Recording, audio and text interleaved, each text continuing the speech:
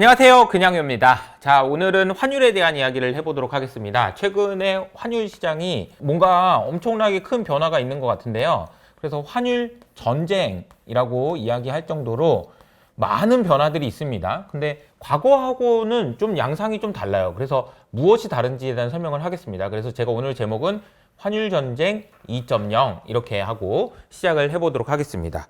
그럼 이제 환율 이야기하면 여러분이 환율이 위기가 되고 문제가 된다라고 하면 어떤 생각이 먼저 드세요? 제일 먼저 아마 떠오르는 것이 아마 IMF 시절일 겁니다.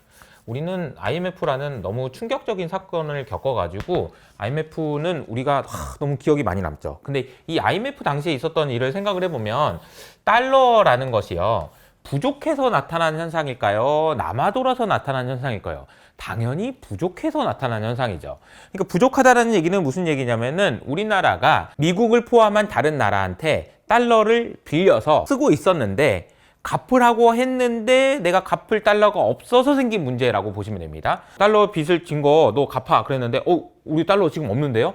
야, 그러면 어떻게 하려고 그랬어? 그래서 IMF에서 우리나라에 와서 야, 너 그런 식으로 할 거야? 똑바로 해야지. 구조조정해. 금리 올려. 뭐 이렇게 하면서 여러 가지 많은 일들이 있었다라고 보시면 됩니다. 즉, 다시 말하면 달러가 당시에는 부족했다라는 거죠.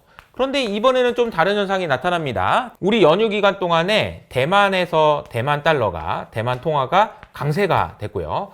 홍콩 달러도 강세가 됐고요. 우리나라 원화 역시 1,400원이 깨지는 정도로 강했어요. 그러니까 이게 뭔가 다르다는 거죠. 환율의 위기가 되고 환율의 변동성이 커지는데 오히려 달러는 부족한 게 아니라 남아서 난리다 이런 얘기예요. 그러니까 달러의 역할이 과거 IMF 시대하고 지금의 위기는 너무 다르다라는 거죠. 너무 다르다라는 겁니다. 그러면 우리가 이제 중국의 입장에서 한번 생각을 해볼 필요가 있는데요. 자, 중국의 입장에서는 원화가 강세가 되고 홍콩 달러가 강세가 되면 결국 이것은 위안화의 강세 압력으로 작용할 수 있거든요.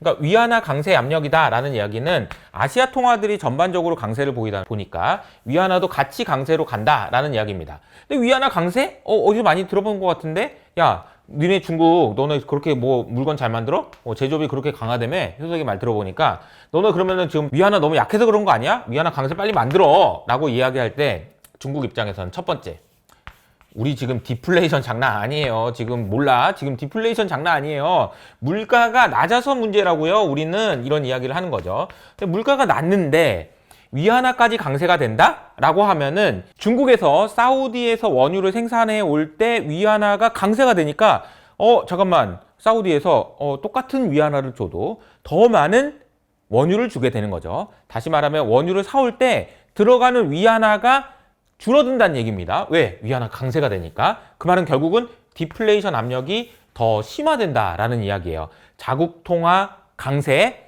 디플레이션 압력 심화. 그런데 안 그래도 디플레인데 또 디플레 이러면서 이제 문제가 생긴다는 거고요. 두 번째는 제가 여러 번 말씀드린 것처럼 중국의 문제는 지금 공급 과잉이라는 것이 있습니다. 공급 과잉이 심각하다라는 이야기를 했었잖아요. 그런데 공급 과잉이 심화된데 위안화가 강세가 돼. 그러면 수출 경쟁력이 약화됩니다. 수출 경쟁력이 약화되면서 관세까지 붙다 보니까 공급 과잉의 문제를 해소할 수 있는 방법이 없어지는 거죠. 태무를 통해서 밖으로 어떻게든 보내려고 했는데 꽉 막혀버린 상황이 되겠습니다. 그러니까 중국 입장에서는 디플레이션 압력도 심하고 공급 과잉도 그런데 위안화 강세를 어떻게 만들어? 우리 못해! 라고 이제 버티고 있는 상황이었고요. 마지막으로 더 중요한 건 뭐냐면은 세 번째, 일본의 사례죠. 일본의 사례를 내가 뻔히 다 봤고 중국 입장에서는 야, 내가 그거 또 당하러 야, 일본 플라자 합의 내가 봤어. 내가 그래가지고 일본 그런 식으로 만들어가지고 내가 법을 마오고 막 난리 났었잖아. 잃어버린 30년? 뭐 우리 보고 막 그런 거 또 하라고? 아, 나 싫어. 안 해. 당연히 지금 중국에서는 그런 입장이었을 거고 트럼프가 관세로 아무리 뭐라고 해도 중국에서는 아니야, 우리는 안 할 건데? 라는 이제 버티기 모드였을 겁니다. 그런데 여기서 이제 복병이 우리 연휴 기간 동안에 홍콩 달러에서 나왔다라는 거죠. 이 홍콩 달러가 왜 문제가 되는지에 대한 설명을 하기 위해서는 홍콩 달러라는 것이 고정환율제였다라는 것이 중요한데요. 홍콩 달러는 2003년까지는요. 환율이 얼마였었냐면요. 홍콩 달러가 7.8, 달러를 기준으로 7.8 수준에서 그대로 고정되어 있어 환율이 움직였습니다. 그런데 2003년에 이 환율이 갑자기 밑으로 훅 꺼지는 일이 생깁니다. 그러니까 이제 7.7까지 내려가는데 이러다 보니까 이거 환율, 고정 환율 이거 깨지는 거 아니냐? 이거 고정 환율 패그된 거 이거 깨질 것 같은데? 라는 이제 의심이 생기면서 와, 헤지펀드들이 엄청 공격하고 난리가 났어요. 그때 홍콩에서는 어떤 조치를 취하게 됐었냐면요. 그러면은 우리가 7.8로 딱 맞추는 건 좀 어려우니까 우리가 7.75에서 7.85까지 이 범위에서 움직일 수 있도록 할게. 그래서 홍콩 달러가 약세가 될 때는 이 근처에서 못 올라가도록 이게 우리가 막으려고 할 거고, 이렇게 내려오다가 요쯤 왔을 때는 또 홍콩 달러가 더 강세가 되지 못하도록 막는 그런 역할을 해서 일종의 밴드를 만들어 놓을 거야 라는 정책을 2003년부터 사용했다라는 거죠. 그러니까 완전히 고정 환율은 아니고 어느 밴드를 만들어 놨다라고 보시면 됩니다. 그러니까 이렇게 환율이 움직였다가 이렇게 왔다가 일로 갔다가 일로 왔다가 지금 이런 상황이라고 보시면 되겠습니다. 그런데 우리가 잘 생각해 보시면 아까 말씀드린 대로 우리는 IMF를 경험했고 많은 나라에서 언제나 달러가 부족해서 문제였지 달러가 남아서 문제라는 건 아니었잖아요. 다시 말하면 문제가 되는 상황은 홍콩 달러가 이쪽으로 가가지고 일로 움직이다가 홍콩 달러가 크게 약세가 되는 구간에 문제가 되지 강세가 되는 구간에 문제가 될 거라고 생각을 안 했던 거죠. 그러니까 약세 안 할 거야, 약세 안 할 거야 이렇게 막고 있다가 힘을 주고 있는데 갑자기 미국에서 힘을 쫙 풀어버리니까 이렇게 돼버린 상황이라고 보시면 되겠습니다. 다시 말하면은 홍콩 달러가 약세가 될 줄 알고 막 여기를 막았는데요. 이 막는 힘이 너무 지나치다 보니까 지금 현재 홍콩 달러 환율은 이렇게 오다가 밑으로 지금 내려갈까 말까 하는 그런 7.75 수준에서 이걸 뚫을 수 있다라는 우려들이 생기고 있다는 얘기죠. 만약에 여기서 이리로 가게 되면은 홍콩 달러는 엄청난 강세 압력이 시작될 것이고요. 이것은 결국은 위안화 강세로도 연결이 돼서 아까 우리가 얘기했던 중국 입장에서 이거 안 돼, 안 할 거야 라고 했던 것이 무너지게 됩니다. 결국은 위안화 강세가 중국이 하기 싫다고가 아니고 홍콩 달러가 무너지면, 홍콩 달러의 뚝이 무너지면 와르르 쏟아져 내리면서 중국 위안화도 강세로 갈 수밖에 없는 상황이라는 거죠. 이 상황을 중국에서 알았을 것이고요. 그렇다 보니까 트럼프가 야, 너 관세 이거 때릴 건데 너 어떻게 할 거야? 라고 얘기하니까 전화도 안 하고 그래서 어쩔 건데 관세 뭐 상관없어 라고 하던 중국이 태도가 완전히 돌변해서요. 베센트 장관이 지금 스위스에서 일을 보고 있는데 중국에서 가가지고 저기 우리 한 번만 만나주시면 안 됩니까? 스위스까지 가가지고 이야기를 할 정도로 지금 태도가 돌변했다. 야, 이런 걸 보면은 참 미국이란 나라가 여러 가지 방법을 통해서 중국을 압박하는 것이 장난이 아니구나.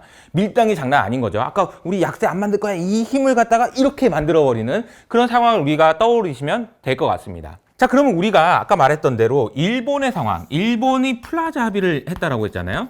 플라자 합의 당시에 주가라든지 여러 가지 움직임들이 어땠는지를 보는 것은 지금 현재 시점에서도 굉장히 중요하겠죠. 홍콩 달러가 강세가 안 되더라도 혹은 위안화 강세가 안 되더라도 향후에는 결국에는 지금 미국이 의도하는 대로 갈 가능성이 높다라고 본다면 우리는 지금 어떤 태도를 취해야 될까요? 우선은 첫 번째로는 홍콩 달러 패그제가 풀렸을 경우에 상당히 큰 변동성이 생길 수 있다라는 것에는 대비를 하셔야 될 것 같습니다. 그런데 만약에 이런 흔들림이 끝나고 나서 새로운 균형을 찾은 이후에는 플라자 합의 이후에 있었던 엄청난 일들을 우리가 생각해 봐야 되는데 그 일을 살펴보기 위해서는 당시에 원엔 환율이 250에서 120까지 2배나 강세가 됐거든요. 우리로 따지면 1,500원에서 800원까지 원화가 강세가 됐다라고 보시면 됩니다. 엔화가 강세가 되다 보니까 일본 사람들은 적극적으로 금리를 낮춥니다. 기준금리를 5번이나 낮추고요. 이러니까 일본 내에서 유동성이 엄청나게 많이 증가하게 되고요.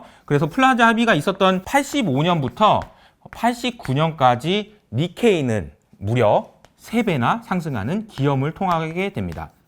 이 당시에 이제 올랐던 종목들이 일본의 대표적인 수출 업체였던 도요타라든지 IT 업체, 그리고 부동산 업체들이었는데요. 즉 내수 경기가 굉장히 좋았다라는 것이 반영되면서 플라자 합의 이후 일본의 증시가 급등했었던 사례를 생각한다면은 이번에서도 홍콩 달러 강세 때문에 막 난리가 나고 위안화 강세하고 나서 지금 중국이 난리가 난다 이런 이야기도 있을 수 있지만 이 문제가 해결되고 나면 오히려 더 좋아질 수도 있다라는 생각도 할 수 있어서 자, 이 과정에서 우리 지금 환율 전쟁이 진행되고 있는 과정에서 어떤 식으로 결론이 유도될지 아무도 알 수 없습니다. 하지만 중요한 것은 판을 이런 식으로 읽어 놓으시고 시나리오에 따라서 중국의 태도 그리고 오늘 밤에 있을 FOMC에서 어떤 결과가 나오는지 그리고 나서 환율은 또 어떻게 움직이고 안정된 다음에 돈의 흐름은 어떻게 되는지까지 연결해서 본다면 엄청나게 좋은 투자 기회가 있을 수도 있다라는 생각이 들어서 오늘 그냥요를 촬영해 봤고요.